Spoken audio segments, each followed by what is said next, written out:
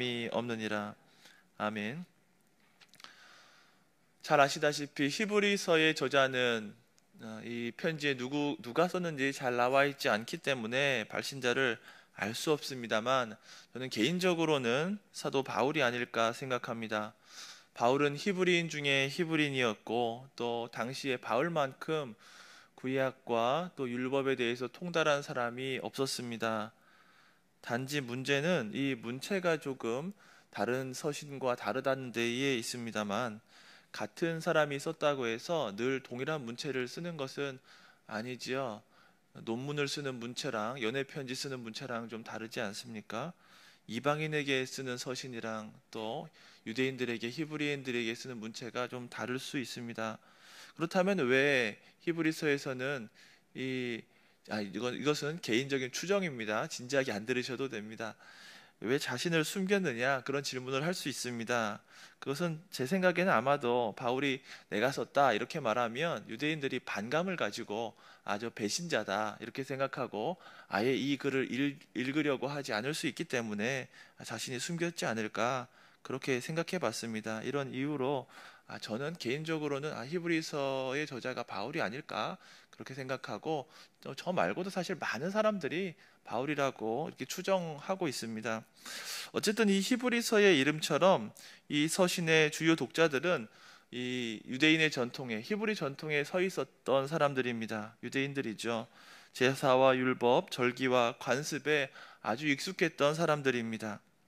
그렇지만 이 모든 옛 언약의 모형들은 예수 그리스도 앞에서 그 형식과 절차가 다 사라져야 했습니다. 간단하게 말하면 이렇습니다. 예수님 오기 전에 구약 성도들에게 천국 가는 버스에 대해서 설명한다고 생각해 봅시다. 구약 성도들에게 조그만한 천국행 버스 모형을 나눠줍니다. 그러면서 말합니다. 자, 여러분 조금만 있으면 이 버스 모형처럼 생긴 천국행 버스가 들어올 겁니다. 그러면 놓치지 말고 그 버스를 꼭 타야 됩니다. 그리고 나눠드린 이 모형은 잃어버리지 마시고 버스 탈 때 모두 제출해 주시기 바랍니다. 여러분, 천국행 버스 모형이 중요합니까? 아니면 천국행 버스가 중요합니까? 당연히 천국행 버스가 중요합니다. 천국행 버스 타기 위해서 이 버스 모형은 아무것도 아닙니다. 천국행 버스를 타기 위해서 버스 모형은 아주 중요한 힌트가 될 수 있지만 그 버스 자체에 비하면은 아무것도 아닌 겁니다. 구약의 제사 제도나 절기가 모두 그런 의미를 가지고 있습니다. 예수 그리스도가 오셨을 때 이런 형식적인 규칙들은 모두 폐기되는 것이 마땅합니다. 히브리서가 강조하는 예수 그리스도의 탁월성은 이러한 맥락에서 등장하고 있습니다. 예수님 앞에서 모세는 단지 종이다. 예수 그리스도 앞에서 대제사장이나 제사 제도도 아무것도 아니다라는 말씀입니다. 오늘 본문은 송아지와 염소의 피로 옛 언약을 세우셨던 하나님께서 이 마지막 날에 예수 그리스도를 통해서 온전한 속죄를 이루심을 가르치고 있습니다. 예수님의 피로 영원한 속죄를 단번에 이루셨다라는 것이 오늘 본문의 핵심입니다. 오늘 말씀을 통해서 영광스러운 예수님의 속죄 사역과 주님이 주시는 영원한 기업의 복을 누리시기 바랍니다. 11절입니다. 예수님은 장래 좋은 일의 대제사장이십니다. 그렇다면 과거의 대제사장은 어떠했는지 생각하게 됩니다. 과거 대제사장은 좋은 일을 감당하기보다는 좀 덜 좋은 일, 심지어 나쁜 일을 감당했습니다. 죄의 문제를 감당하고 매일매일 번제를 드려야 했습니다. 레위기에 보면 5가지 제사가 나오는데 이들 제사의 바탕이 되는 것이 번제입니다. 번제 요소가 제사들에 다 녹아 있습니다. 대제사장은 늘 죄의 문제와 씨름해야 했고, 특별히 1년에 하루 대속죄를 맞으면 불완전한 자신의 죄, 대제사장의 죄와 또 성막의 부정에 대해서 속죄의 의식을 행해야 했습니다. 레위기 16장을 한번 가만히 읽어보십시오. 대속죄일은 백성의 죄를 속하는 날이기도 했지만 그에 앞서서 대제사장 자신의 죄를 속하는 날이었습니다. 대제사장 자신도 죄인이었기 때문에 자신의 죄의 문제를 가지고 짐승의 피로 하나님 앞에서 제사를 드려야 했습니다. 레위기 16장 33절에 이렇게 되어 있습니다. 지성소를 속죄하며 회막과 제단을 속죄하고 또 제사장들과 백성의 회중을 위하여 속죄할지니. 대제사장의 일은 속죄였고 또 속죄였습니다. 속죄를 위한 피 흘림이 끊어지지 않았습니다. 하지만 예수님은 장래의 좋은 일의 대제사장이십니다. 속죄를 위한 피 흘림을 끝내시고 덜 좋은 일을 장래에 더 좋은 일을 주시는 분입니다. 11절 후반절에는 예수님의 사역 장소를 말씀하고 있습니다. 이 창조에 속하지 아니한 더 크고 온전한 장막이 우리 예수님의 사역 장소입니다. 과거의 성막의 지성소는 가로 세로 높이가 모두 10규빗이었습니다. 이 10규빗은 한 45에서 한 50cm 정도 되는데 오늘날로 환산하면 6평 남짓한 공간입니다. 이 공간이 우주에서 가장 특별한 공간이 되었습니다. 솔로몬과 스룹바벨이 지은 성전은 물론 그것보다는 넓었지만 오늘날 멋진 건축물들과 비교해 보면 좀 많이 작고 초라한 것이 사실입니다.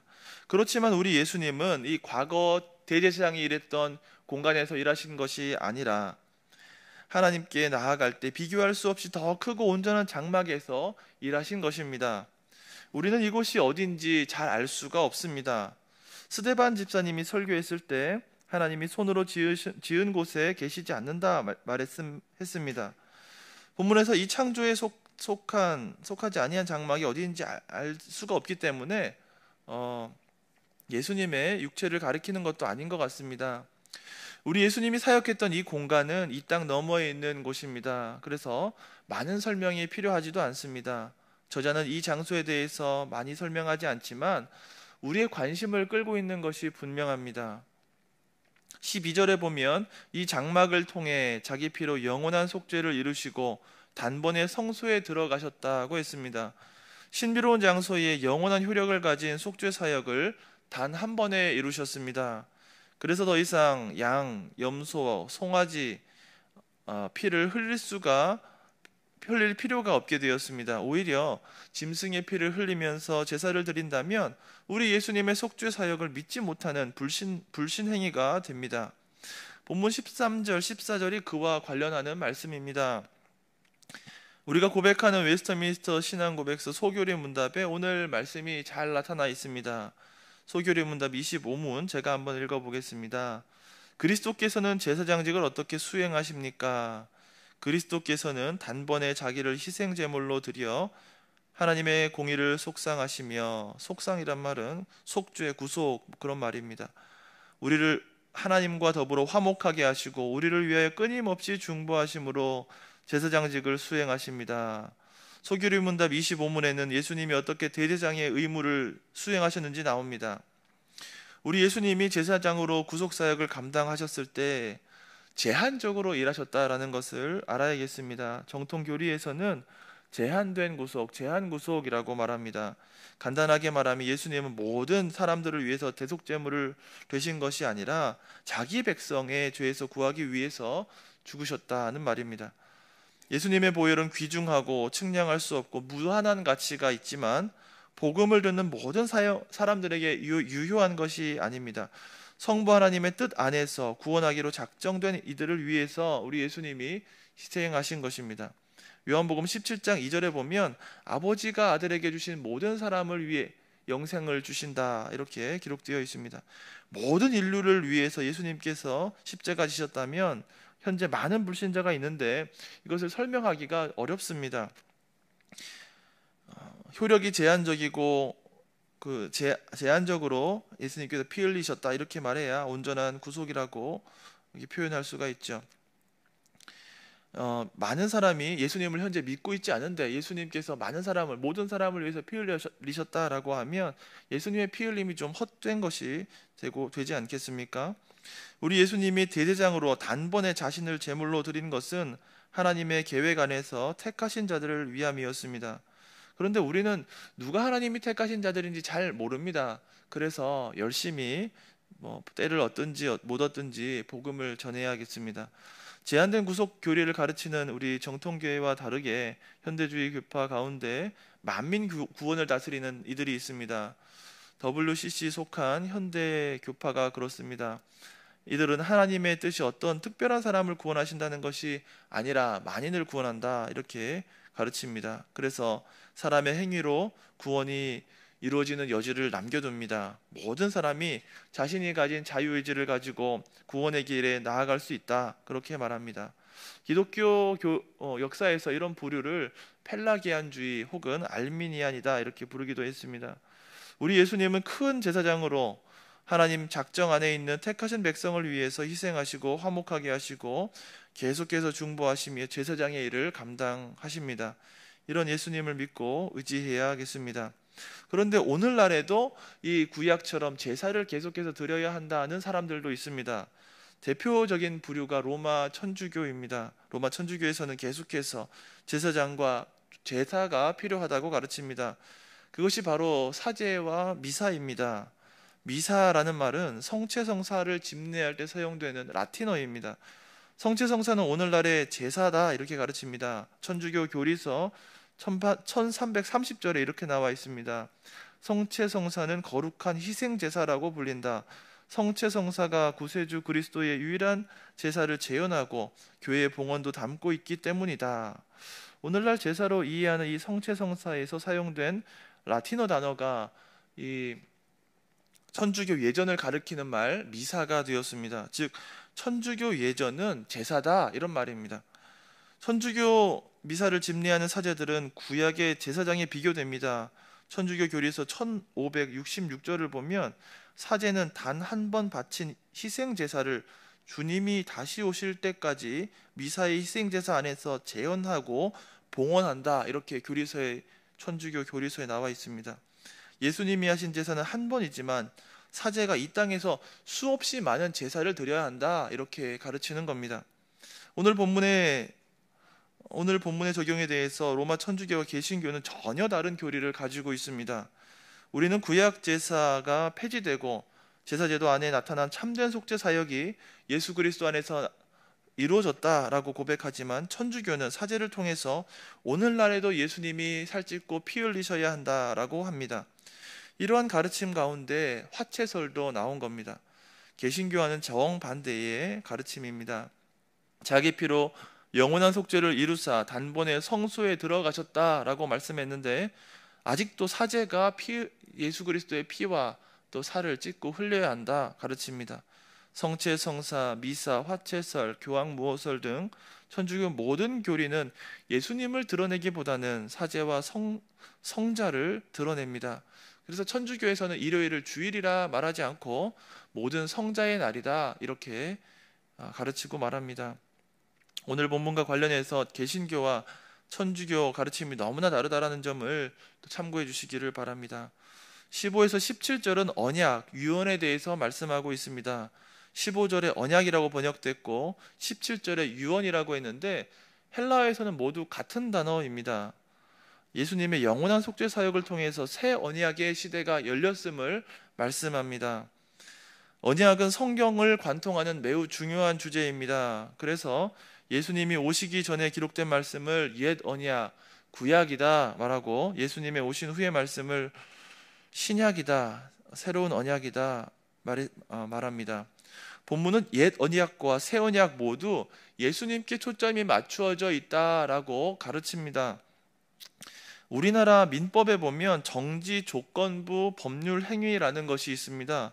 사전을 찾아보면 장래의 불확실한 사실의 발생의 효력의 발생 여부가 결정되는 법률 행위다 이렇게 정의합니다. 쉽게 말하면 이런 약속을 하는 겁니다. 아들아, 네가 열심히 공부해서 고신대 의대에 합격하면 아버지가 아반떼를 한 대 뽑아주마 이렇게 약속했다고 생각합시다. 여기서 장래의 불확실한 사실은 이 의대에 합격하는 일입니다. 그런데 아들이 정말 열심히 공부해서 이 고신대 의대에 합격했다고 생각해 봅시다. 아버지는 아들에게 차 한 대를 사줘야 됩니다. 이런 계약이, 이런 약속이 정지 조건부 법률 행위입니다. 이것이 구약 시대에 하나님께서 약속하신 것과 매우 유사합니다. 구약의 구속 사역에 대한 약속이 그런 겁니다. 구약 시대에 대제사장이 존재했지만 앞으로 오실 부르심을 입은 자가 속량하기 위해서 죽어야 한다는 것입니다. 그래야 이 약속이 유효하다 이렇게 가르칩니다. 18절에 보면 옛 언약도 피로 세운 언약이다 말씀했습니다. 첫 언약과 새 언약 모두 피로 세웠다는 공통점이 있습니다. 죄를 사하기 위해서 피 흘림이 필요했습니다. 구약 시대에 오실 예수님을 바라보는 믿음을 가지고 짐승을 가지고 속죄 제사를 드려야 했습니다. 결국 구약 백성이나 신약 백성이나 매 한 가지 방법으로 구속의 은혜에 참여하는 겁니다. 구약 백성은 오실 예수님의 속죄 사역을 믿으며 언약 백성이 되었고, 오늘날 신약 백성은 오신 예수님의 보혈의 피를 의지하여 사함을 얻게 되었습니다. 그래서 우리가 자녀들에게 구약과 신약 백성들이 어떻게 구원을 얻었는지 설명할 때 분명하게 잘 가르쳐 주시기 바랍니다. 구약 백성들은 율법을 지키고 제사를 지내서 구원을 받았다. 신약 백성들은 예수님을 믿어서 구원에 이르렀다. 그런 것이 아니라 구약 백성이든 신약 백성이든 모두가 우리 예수님을 믿어서 속죄함을 얻고 영원한 약속의 기업을 얻게 되었다. 이렇게 가르쳐 주어야 맞습니다. 새 언약의 중보자 예수 그리스도께서 송아지와 염소의 피를 가지고 매일 제사를 드렸던 대제사장의 실제 표상입니다. 대제사장은 자기 죄도 감당하지 못해서 대속죄일에 자기 죄를 위해서 제사를 드려야만 했습니다. 하지만 예수님은 장래 좋은 일에 대제사장이 되셨습니다. 말을 맺습니다. 사랑하는 서울시민교회 성도 여러분, 우리 예수님은 어떤 분이십니까? 어제나 오늘이나 영원토록 동일하신 분입니다. 구약 백성이 간절히 바랐던 이 구속을 이루시고 영원한 안식과 평안을 주시는 분입니다. 오늘 우리의 죄를 용서하시고 이 땅에서 천국을 임하게 하시는 분입니다. 예수님이 사역하셨던 더 크고 온전한 장막처럼 우리를 하늘에 앉히시고 또 존귀한 자로 살게 하는 분이십니다. 14절의 말씀에는 올해 표가 숨어 있습니다. 영원하신 성령으로 라고 했는데 이 말씀대로 살아갑시다. 선한 양심을 가지고 깨끗한 행실을 갖추어 살아갑시다. 살아계신 하나님을 섬기는 삶을 살아가는 우리 모두가 되기를 주님의 이름으로 축원합니다. 아멘. 주기도문으로 기도회를 마치겠습니다. 하늘에 계신 우리 아버지의 이름을 거룩하게 하시며 아버지의 나라가 오게 하시며 아버지의 뜻이 하늘에서와 같이 땅에서도 이루어지게 하소서. 오늘 우리에게 일용할 양식을 주시고 우리가 우리에게 잘못한 사람을 용서하여 준 것 같이 우리 죄를 용서하여 주시고 우리를 시험에 빠지지 않게 하시고 악에서 구하소서. 나라와 권능과 영광이 영원히 아버지의 것입니다. 아멘.